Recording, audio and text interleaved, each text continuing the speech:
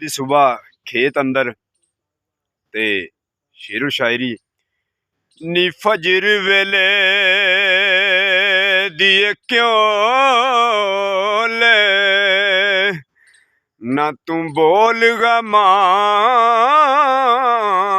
दी बोली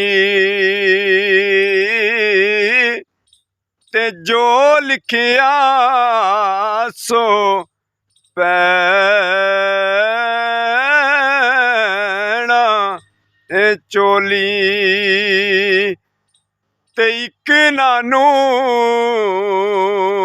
तू इतना देवे ओ बस बस करन ज़बानों ते कई बिचारे जावन इस जहान तो खाली जिन्ना दा जग ते कोई नहीं सोना रब उन्हां दा